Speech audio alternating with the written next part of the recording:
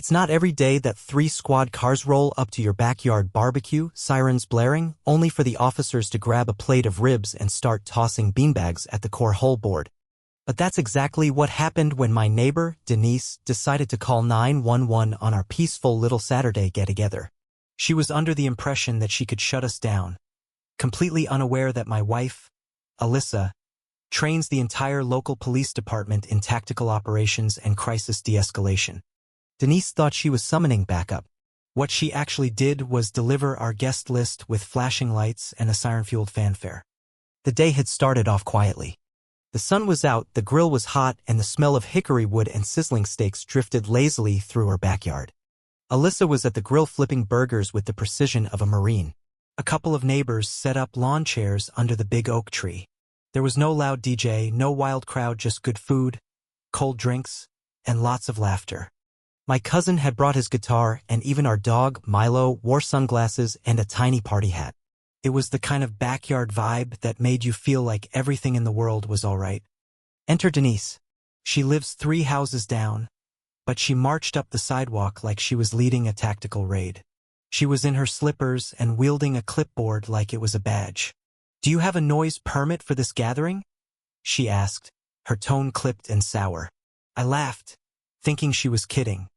That was the wrong move. Her face tightened like a zip tie, and she began measuring the distance from our portable speaker to the sidewalk with a retractable tape, muttering something about decibel limits and residential codes. Alyssa, ever the diplomat, walked over with a plate of freshly grilled chicken skewers and offered one to her. "We're just enjoying the weekend, Denise. You're welcome to join us." Denise looked at the skewer like it was a bribe from a dictator and snapped, "This is a residential area, not a food court." Then she stomped off, her slippers flapping. I sighed, hoping that was the end of it. But it wasn't. 10 minutes later, while Alyssa was helping set up a game of horseshoes, I noticed Denise in her upstairs window, phone pressed to her ear, eyes locked on us like we were performing some kind of sacrificial dance. Her mouth was moving a mile a minute. Alyssa leaned over and whispered, "She's calling the police, isn't she?" I chuckled. "Let her. Half our guests are the police. Want to bet she doesn't know that?" Not a clue. 15 minutes later, we heard the sirens. Everyone froze. 3 squad cars rolled into the cul-de-sac and right into our driveway. Denise was practically dancing in her window, waving like she was hailing a taxi in Times Square. Everyone else stared in stunned silence. Alyssa calmly wiped her hands on a towel and walked toward the gate like it was nothing out of the ordinary. Sergeant Monica Ruiz stepped out first. Her face lit up when she saw Alyssa. "Ma'am," she said with a mock salute, "we heard there was a tactical emergency involving hot dogs and highly competitive cornhole." The officers behind her laughed. Denise's jaw dropped. She was still visible in the window, her expression stuck somewhere between confusion and betrayal. Ruiz turned to me and asked, "Denise again?" I nodded. "She called in a riot," I said, making air quotes. "Said we were hosting a dangerous mob." Ruiz rolled her eyes. "Well, I guess we better investigate thoroughly. Hope you've got enough ribs." The officers helped themselves to food and drinks while a few neighbors pulled out their phones. It's not every day your block gets treated to a reverse 911 stunt. One of the officers, laughing between bites of brisket, told me this was Denise's 3rd false report in 2 months. Last time it was because someone's Halloween decoration looked aggressive. Alyssa and Ruiz posed for a picture, one hand holding a spatula like a baton, the other holding up a peace sign. Someone passed out party hats to the officers. My cousin played an impromptu tune on his guitar called "Denise Called the Cops Again." Eventually, Denise came outside, arms crossed, waiting for her moment of vindication. Instead, Ruiz approached her and handed her a citation. "Not for us," she said. "This one's for misuse of emergency services." Denise turned bright red. "You can't cite me. I'm the one who called." "Exactly," Ruiz replied. "And you lied. Again." The cops stayed for a while. They played a round of Jenga and judged a potato salad contest. Denise slammed her door so hard it shook her shutters. She thought she could use the police as her personal enforcers. Instead, she threw a surprise party for Alyssa, the woman who trains them. Denise went quiet after that. No Facebook posts. No HOA emails. No patrols with her clipboard. Alyssa called it the eye of the storm. And she was right. A week later, I got an email from the city. An anonymous complaint had been filed alleging we were operating an unlicensed event venue. Alyssa read it over and shook her head. She's not even subtle anymore.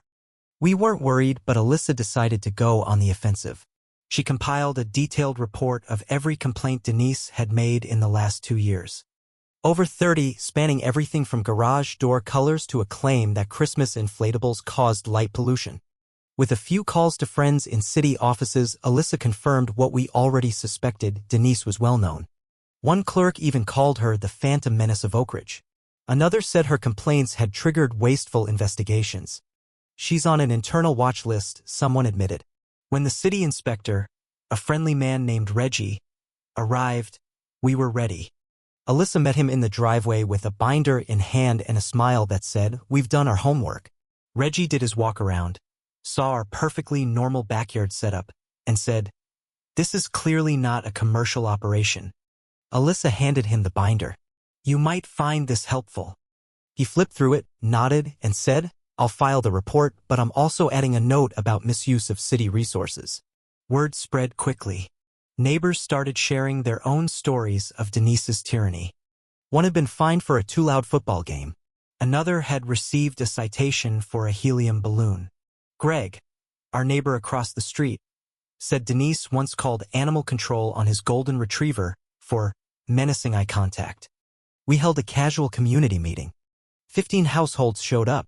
By the end, we had a plan: submit a joint letter to the HOA requesting Denise's removal from all committees and a formal review of her conduct.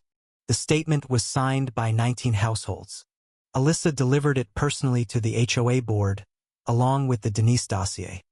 Dave, the HOA president, called that night. "After last week, nobody's on her side anymore. This neighborhood needed a wake-up call." Turns out Denise gave us one. But Denise didn't back down. She sent out an email accusing Alyssa of running a psychological operation, claiming backyard grills emit mind-altering smoke. She installed floodlights and cameras aimed at our fence. She walked the sidewalk with a GoPro strapped to her chest, narrating her patrols like she was on a true crime podcast. Then came the incident that ended it all. On a Tuesday morning, Denise confronted Officer Leo Kent, 2 doors down, accusing him of conspiring with a backyard militia. She waved a can of pepper spray at him. He calmly disarmed her and placed her under citizen's arrest. The entire thing was caught on a doorbell cam. It became public record. Legal. Alyssa added it to the dossier. The HOA board met. Dave called us the next morning. Unanimous decision. She's out. No more committees. Any complaints she files now go through legal mediation. A letter was taped to Denise's door. She ripped it down, but someone snapped a photo. It was posted in the community group with the caption, "Justice served." Her cameras turned away. Her floodlights shut off. And the neighborhood breathed. We hosted one last backyard party. A celebration. Everyone came. The officers, the neighbors, even shy retirees who'd kept quiet for years. There was karaoke. Kids played tag. Someone brought sparklers. And Denise? She watched from behind her curtain. Then, surprisingly, walked over. She said she might have overreacted. She offered what sounded like an apology. Alyssa nodded. "We're done here," she said calmly. Denise walked away. The party went on under string lights and starry skies. At one point, Dave handed me the official letter removing Denise from all HOA roles. Alyssa smiled and said she'll stew. But she's done. Later that week, we sat on our porch, sipping coffee while Milo chased butterflies. "Think she'll move?" I asked. Alyssa didn't even look up from her training manual. "Maybe. Or maybe she'll just sit in that house watching us live." I laughed. "That sounds worse."